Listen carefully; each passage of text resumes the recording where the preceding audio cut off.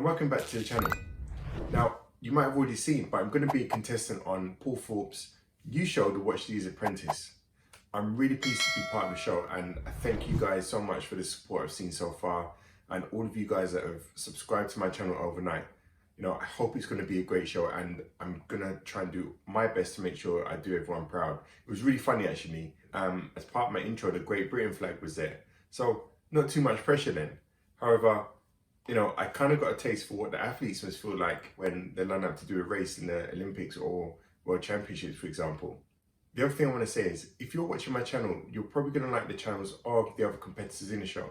So do watch Paul's video and have a look at the description, because I think he's got the links to everyone else's page that's on the show. So make sure you smash the subscribe button and support them all. And I've done the same too, and I've subscribed to all of them. So I wish everyone the best of luck as the show progresses. Before I continue, I'm going to do a timepiece check, and today I'm wearing my Harris Tudor Special Edition. So moving on, I'm going to do a topical video that stems from a question that I got from my subscriber, Minuteman94. I got you, Minuteman94. I said I was going to give you a shout out. This was like about 2-3 months ago, but it wasn't really the time to do a video like this. But I think now that Rolex have released their new 2020 Submariners, a few things I found out since have made this video a lot more topical.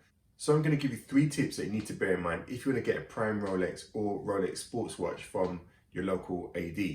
So the first tip I want to give you guys is, don't go into your local AD cold demanding a 2020 Kermit, Batman or Daytona. Just don't do it. Don't do it. It's not going to do you any favours at all.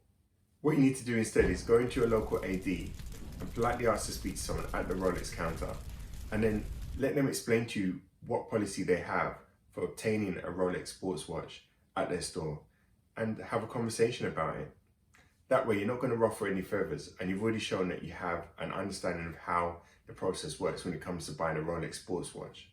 The second thing I want to give you guys is, whilst you're having a conversation with the sales representative, it'd be good to talk about your knowledge of the Rolex brand and why you like a particular watch. In my case, one of the reasons I love the Black Submariner is, when I was young, I watched the James Bond film Live and Let Die from 1973.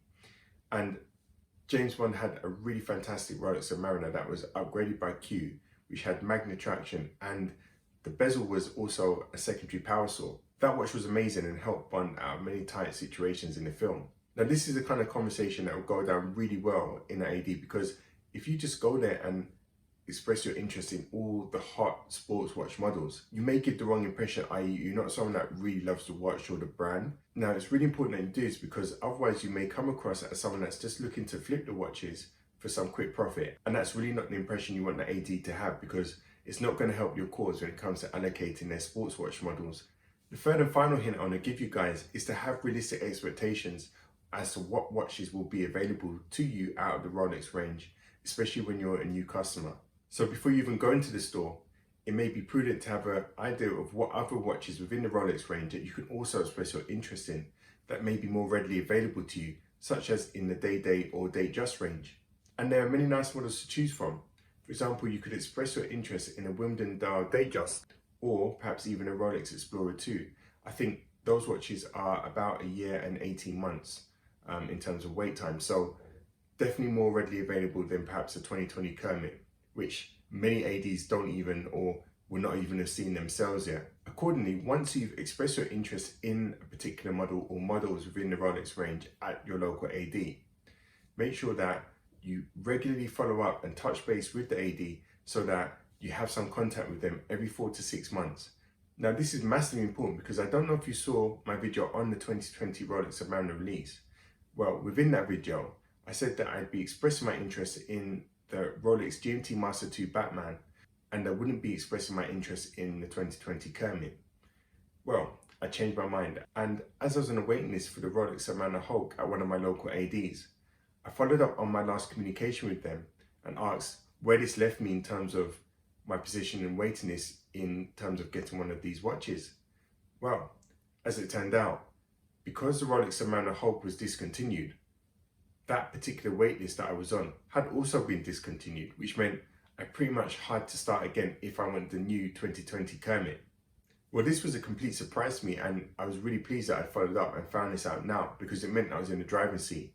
I don't know if you've been following some of the videos on Rolex's new 2020 Submariner release, but also with these videos, there's been quite a bit of talk about Rolex's new approach to waitlist. Though I can confirm that what's been said is true, because I've been advised to be a preferred customer now with Rolex, I have to have a previous Rolex purchase at a particular AD to be considered for one of their new sports watch ranges. And this also goes to emphasize my point about regularly catching up with your AD, because I wouldn't have known this information had I not done so. And it probably would have delayed my purchase of the 2020 Rolex Kermit even longer, or maybe even meant that I couldn't get it at all. Anyway, I hope you guys have found this information useful and can all get your prime Rolexes or Rolex sports watches in a not too distant future.